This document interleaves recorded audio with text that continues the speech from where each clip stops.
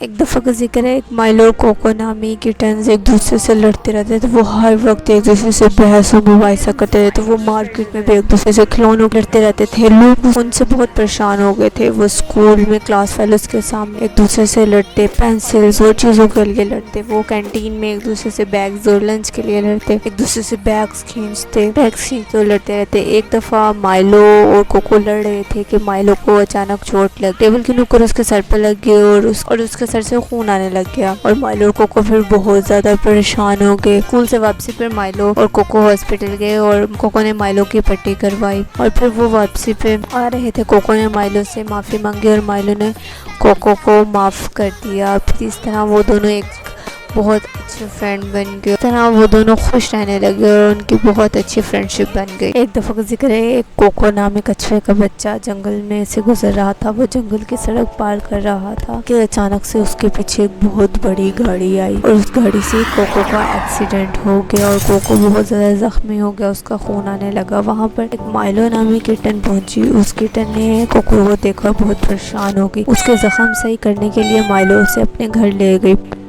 مائلو cocoa کو اٹھا کر جنگل کے راستے اپنے گھر لے جاتی ہے۔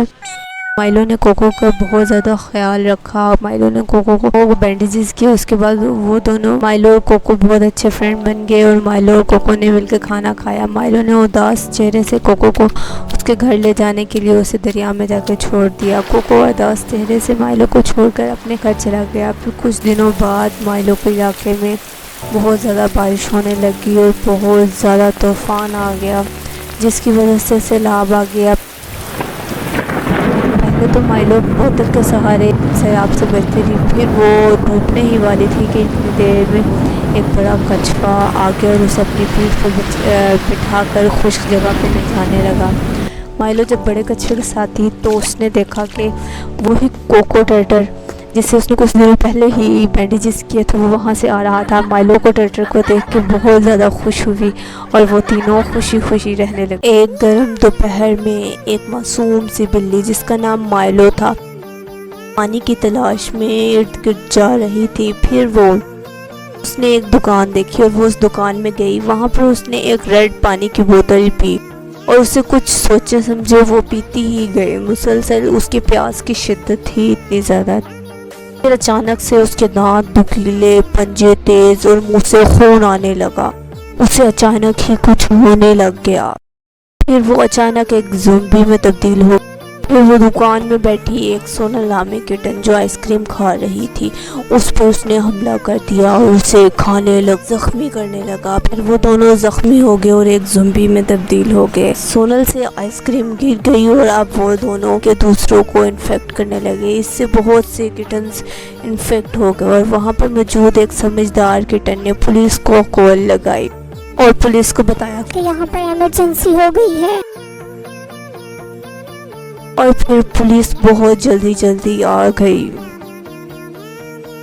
پولیس نے مائلو کو پکڑ لیا اور اسے بہت اچھی طرح مضبوطی سے باندھ کر اسے لیبارٹری میں لے گئے اور وہاں اس کے وائرس کا معائنہ کیا اور مائلو کا علاج کیا۔ بالآخر مائلو صحت یاب ہو گیا اور خوش ہو گیا اور اس نے فیصلہ کیا کہ آئندہ وہ بنا جانے کبھی بھی کوئی چیز نہیں کھائے گا۔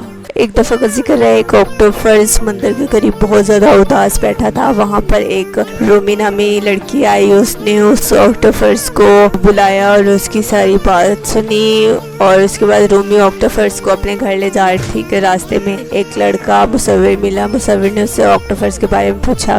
پھر رومی اپنے گھر آکٹوپس کو لے کے آ گئی۔ وہ اس کے ساتھ بہت زیادہ خوش تھی، اس نے اس کے ساتھ پانی کے ساتھ کھیلا اور وہ دونوں بہت زیادہ کھیلنے لگے، ہنسنے لگے۔